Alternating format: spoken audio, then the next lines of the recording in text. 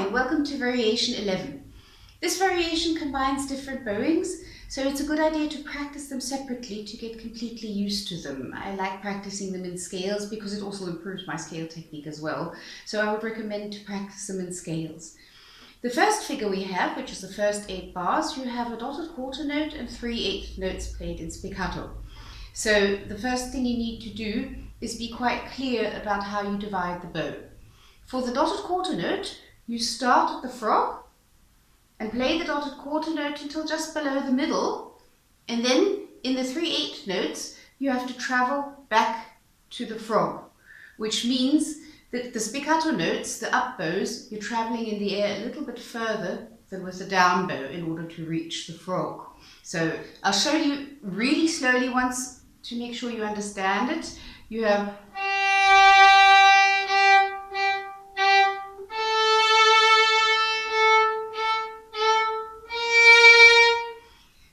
that would be a good way to practice it, and then slightly faster because that slow is really extreme to practice in scales.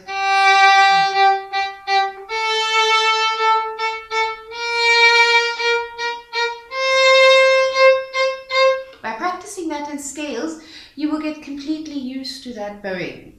Remember not to lift your bow before the first spiccato note, but after the first spiccato note. You get more security. Plus, if you do lift your bow before the first spiccato note, you're effectively shortening the dotted quarter note, which you're not supposed to do. So make sure the first bow change is on the string. So you have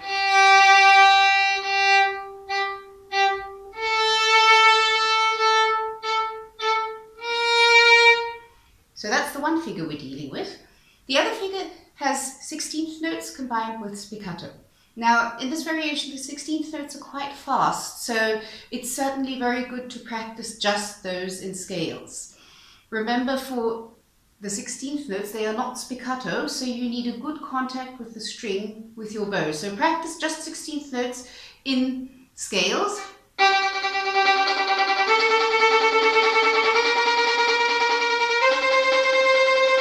So that you have that technique really mastered. Make sure you do not use your whole arm, but just use your hand and wrist. Otherwise, at that speed, you will tense up very, very quickly. Now, when you feel comfortable with the 16th notes, then start combining them with spiccato. I would recommend doing 8 16th notes at first, and then 4 spiccato notes, because that will give you a better feeling of the combination, and practice that in scales.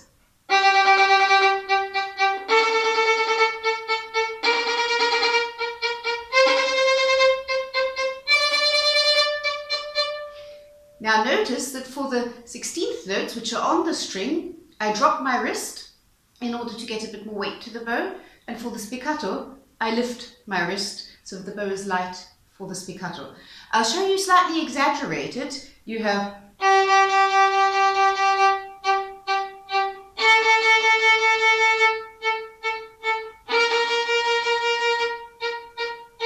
Now when you do that up to speed, the movement won't be quite as big, but it is still very much that you drop your wrist and add weight for the 16th note, and then lift it, drop it. Very important. Now the next thing is to just do 4 16th notes. That will be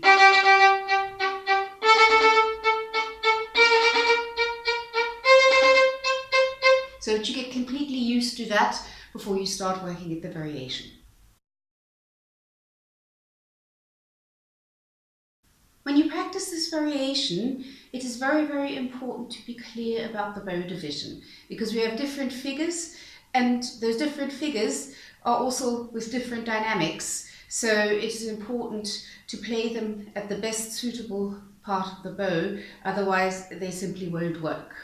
So the first 8 bars, we have the dotted quarter note and the 3/8 notes in spiccato. That's done in the lower half. So you have the dotted quarter note, and then 3 spiccato 8th notes with which you transport yourself back to the frog.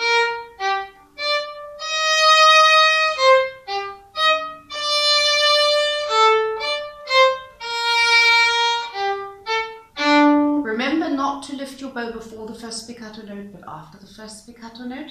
And when you get to bar 8, Do not go back to the frog, but stay in the middle. That's this. That's important because what follows takes place in the middle. Now, the next 8 bars, you have the 16th notes combined with spiccato, and they start piano, and then you're supposed to make a crescendo over 8 bars until you reach forte.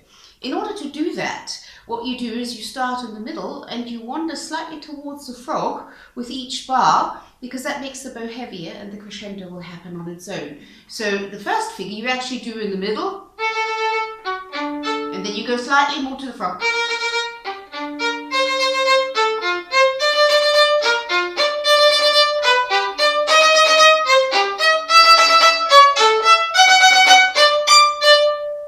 So within those 8 bars, you're slowly traveling towards the frog.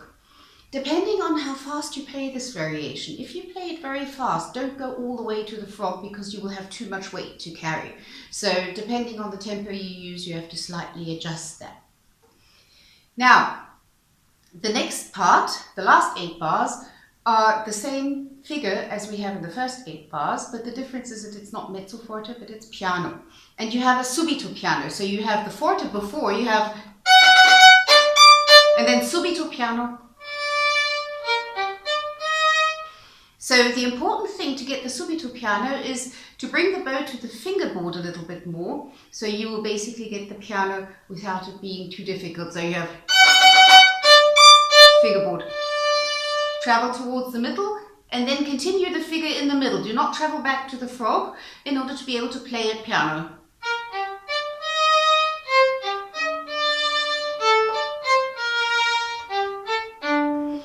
In order for that to sound, it's helpful for the piano version to tilt your bow slightly towards the fingerboard, because that will give it a softer, better sound for the piano and more manageable.